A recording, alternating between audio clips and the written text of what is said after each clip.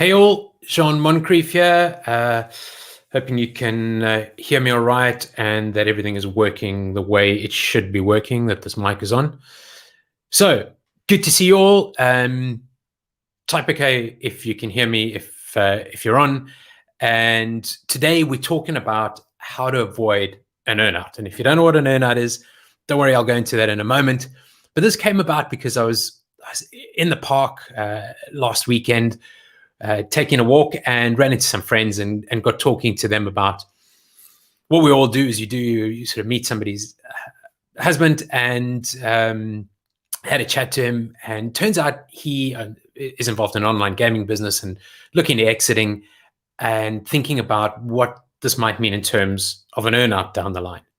So this question of what is an earnout and how does an earnout affect me when I'm selling my business is something that comes up a lot. And I wanted to spend a bit of time answering his question on the session today and telling you a little bit more about what an earnout actually is. So it would seem like a good place to start. What is an earnout and what does it mean for you if you're selling your business? Well, an earnout is typically when the person who's buying your business is offering to pay you part of the money up front as cash and part of that of the money over a period of time. And that is usually linked to certain financial performance. So the person who's buying your business, the acquirer, pays you a portion of the deal up front, but holds back a second or third payment contingent on you hitting certain goals in the future. And usually the earnout comes about because the buyer sees a degree of risk in your business.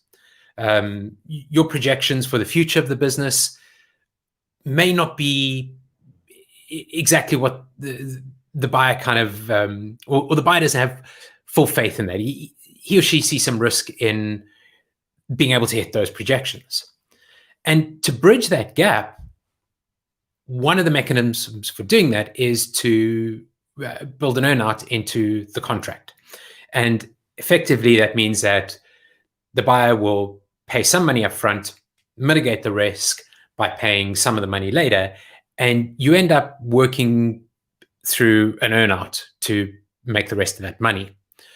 Now, an earnout is fairly common in services type businesses or new businesses, and it can last anywhere between 3 and 7 years, maybe 6 months and 7 years. I mean, the typical is an average of about 3 years. And typically, earnout goals are tied to hitting that revenue or profit target in the future. However, they may also be linked to the retention of customers or to certain features in a piece of software, or tied to your division within the acquiring company. So your business may be acquired and brought in as a division of the existing business, of the acquirer's business. It also may be linked to things like the smooth transition, the handover from you to the acquirer. And there are a number of different ways that you can structure an earnout, but essentially, keeping it simple is key. Not having, resist having too many, or having you earn out based on too many factors if you are landing up in the situation. But still, essentially, the money is at risk. And in order to reach the payout that is in that contract, it is in your earnout, you're going to have to hit certain goals. And keep in mind, when you sell your business and it's taken over by a new acquirer, you don't have the level of control that you had in the past. You now operate a business under the acquirer's rules, essentially. And it becomes a lot more difficult for you to make the decisions that you need to, or to take the decisions that you need to take in order to hit those numbers. So the question that the chap that I met in the park was asking, and so many other business owners ask, is how do I avoid this earnout altogether? Well, it's very difficult to avoid an earnout unless you've got certain things in place. And even then, it's still a tough one, even perhaps for 6 months or so as you go through that transition period. And particularly, as I said, if your business is relatively new, or if you're in a services-based businesses, these types of businesses are very susceptible to an earnout. However, there's some things that you can do to minimize the portion of the deal which is exposed to an earnout. So instead of having a 50-50 type earnout, maybe you've got 90% cash upfront and a 10% earnout.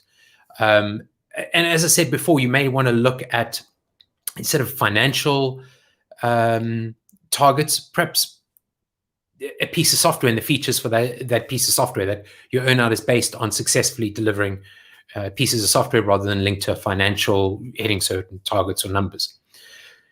So 5 things that you can do. Let's go through those. Most of the time, an earnout is, particularly in a services business or a new business, is going to be because there's a lot of dependence still on you, the owner of the business. So you've got this over dependence. So early on, what you can start doing is looking for a second in command, a CEO, a president, a MD.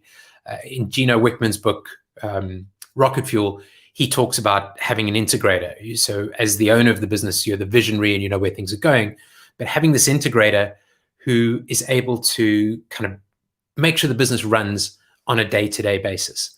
So number one, try and employ a second in command, CEO, president, and MD. And this gives the acquirer more confidence that the business can actually run without you. That as you ride off or sail off or whatever into the sunset, that the business will continue to run with your MD or vice president at the helm. And if you're just joining us, we're talking about exiting, and we're talking about the earnout part of an exit, where an acquirer says, yes, let's go ahead. I'm good to do the deal, but I'm happy to pay you a certain amount of cash up front, 50%, 60%, and I want you to work in the business for the remainder of that money linked to certain financial targets or delivery targets. So there may be 40% tied up in what we refer to as an earnout. And number one in trying to avoid that earnout was to early on hire a second in command and have somebody who can run the business while you're not there. The second thing off the back of that is to be building a leadership team. So to start building out a team who can run the business without you, and again, showing confidence to the acquirer that this business can run without you. And if you're stuck for a choice there, the best thing to do, if you're sort of strapped on capital, is to look at bringing in that integrator first, or where you have a particular weakness. So if you're very strong on sales, then maybe you want to bring somebody on the operations side and the back office side. If you're very strong on operations, you might want to get somebody on the sales side. But get that person in place and then grow out that leadership team so that the business starts to run without you. Number 3 is to avoid unrealistic projections. So typically, earnout sort of comes into play where you have a forecast or an idea of what your business is worth, and the acquirer or the buyer has a different idea of what the business is worth. And they're going to have some pretty good accounting and financial people there. A savvy acquirer is going to know what to look for and is going to test your forecasts. So try and avoid unrealistic forecasts. And number 4 on this is have at least 3 years of audited financials, including budgets. And you'll see how these two come together. Perhaps almost one point, but you want to have, you don't want to have unrealistic projections, but when you along with your projections, you want to have at least 3 years of audited financials and budgets. So if you're thinking about exiting, and you've only got 12 months, you want to exit in the next 12 months, you need to go back and pull together budgets and financials and get everything audited so that you've got this really nice track record of what you budgeted and how you actually performed. If you haven't got that in place, get that in place now.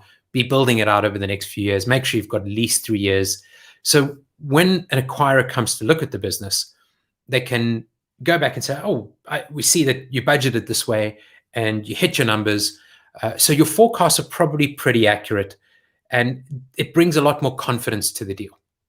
And then finally, you want to be building recurring revenue, whatever kind of business you're in. So you've got this constant flow of revenue coming into the businesses, particularly if you're a services business. You have you've identified services that you can bring together as a product and possibly branded that product and built recurring revenue or subscription model around those services. And let's just go over those 5 again. So the first thing is to get a 2IC involved, a second in command, a president, an MD, a CEO. So somebody who can run the business on a day-to-day basis when you're not around.